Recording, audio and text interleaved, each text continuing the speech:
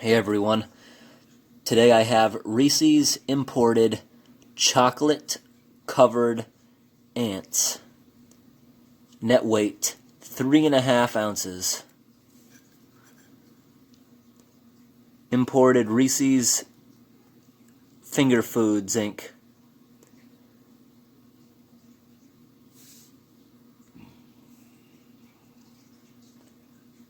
Packers, importers, distributors, Chicago, Illinois. The container's in great condition, although somebody taped it there trying to seal it.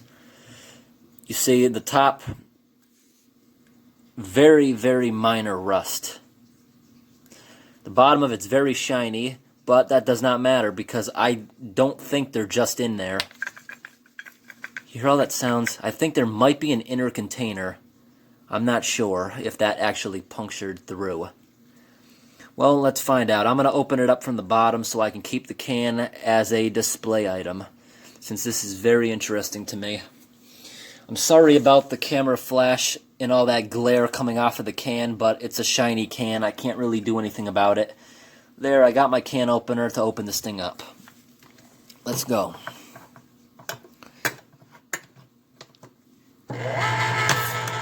Oh, you heard the hiss. That means that I guess it was sealed.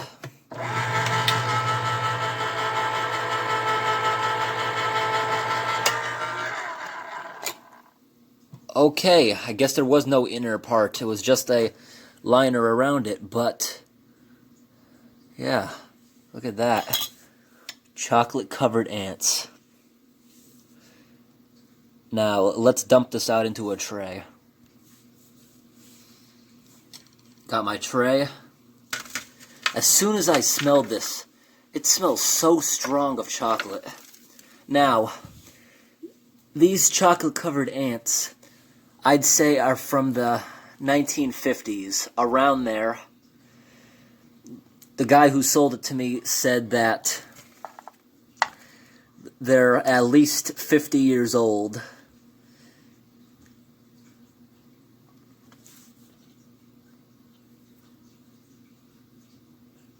Okay, that's the inside, you see. That's what I heard shaking around in there. Just the inner lining. Now, you know what it appears happened here? It appears they were nicely chocolate covered years ago, but from being in the can shaking around, it looks like all the chocolate kind of dried up and fell off of them. Now, let's get a close-up view of the ants. You can see those are really big ants. I've never seen an ant anywhere near that size, except possibly a carpenter ant queen, but they can't all be queens here, I don't think. Yeah, look at all the chocolates just stuck together. The chocolate, it's like... Okay, you see how that chocolatey that is inside there? The middle of it? Oh, is that part of the ant I'm breaking? Yeah, that's the ant. Yeah. Wonder what kind of ants they are. Well, it's dried up and they really fell apart. Honestly, it doesn't smell bad. It's definitely a chocolatey smell, but it smells like hot cocoa powder, which is weird to me because it all dried up and fell off, so this is not in good condition at all.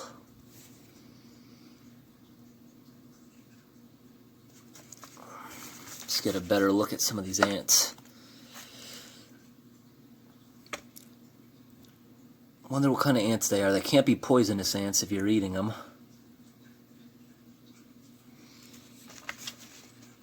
Now, let me really zoom in the camera. We're going to see what's inside a couple of these ants. Let's get the chocolate off of them. Try not to break the ant. This ant feels really hard, so they Must have been in here drying out for a long time. Or it's from them being baked. There he is. Zoom into that ant. Come on, focus in on that. Here we go, an ant. Let's see if I can break him open. See how crunchy he really is.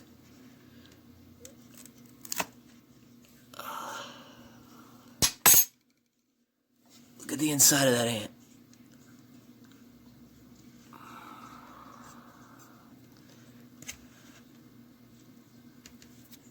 Focusing on the inside.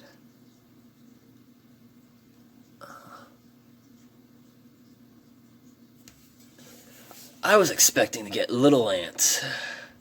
Not the sugar ants, but carpenter ant size. These are like at least an inch long each. Right, inch long. But you see, most of the ants just fell apart because you see, what I'm holding in my hand, those are 3 ant stomachs that fell off of the others. So you know, their stomach is the back part of the ant. Let's try breaking up some more of these clumps. Well, this is definitely, I'd say, is... I don't think that's suitable for eating. At least not anymore. Because the chocolate smells off. It does not smell right. It smells good, but it doesn't smell normal. And that kind of surprises me. They are roasted ants, but the ants don't stink. They didn't decompose or anything. They're just dried out and stuff. I don't know what process they actually go through to bake them. Does the baking just dry them out or something? Huh. Well, I'm going to dispose of this. You never know what could be in here bad. Now, I'm going to go back and take a look at that can. Remember how I showed the tape on the outside of the can? This tape, yeah, that's not showing up too good because the camera is just reflecting right off of that. So I'm going to open this thing up, and the tape is right here, right? You see how the outside is like a cardboard papery thing? The inside of the can is metal. So the other side of that, nope, just a dent. So that means air never got into this since it was manufactured. And I'd assume it was manufactured in the 50s. Air never got into that. Definitely never got in there. It gave me a good hiss, not a big hiss. Because if a can is like expanded a lot, that means something went wrong with it. A small hiss is completely normal. No hiss could also be a problem. But also, if you do hear a giant hiss, you got to cook that well or just don't eat it. So that's what I say. So I'm going to get rid of these ants now. I'm going to show you exactly what I'm going to do with these. You know what? Actually, this would be kind of cool to keep inside of something like a bag. Old chocolate-covered ants. Okay, everyone, I stepped out of the room for about 10 minutes. I returned to the room, and the entire room has this weird, musty smell from this can. Well, I went to get my blowtorch because I want to see if I can get that chocolate to melt again back into its old form. So let's see. I have the torch on really low just to see what I can do.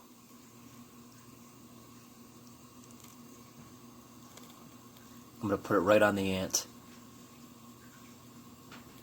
I think I'm just burning the chocolate. It's not really melting. So, you know, chocolate got to have a little bit of moisture to it to melt. It's not like when you melt it on the stovetop. Okay, you can see the top shell. It's melting. Just going to apply a little bit of heat around it. You see that ant's leg over there? It caught on fire and burned.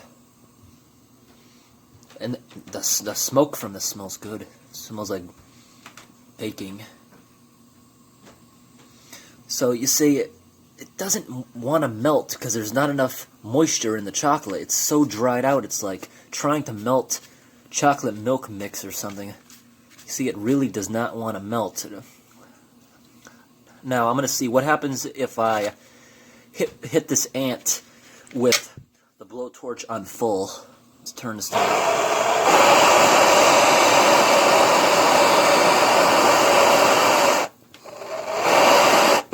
It's just making a lot of smoke. Well, it's too dry to melt, which I just proved. Chocolate's too dry. Oh, nope, look, this part here from that high heat actually melted. Okay. See that? It actually melted, that part. But it's melting uneven and stuff. The ants didn't have any effect with the torch. They just burned. If the ant still had moisture in it, it would pop. Now, let's dispose of this. Yup, it's going down the drain.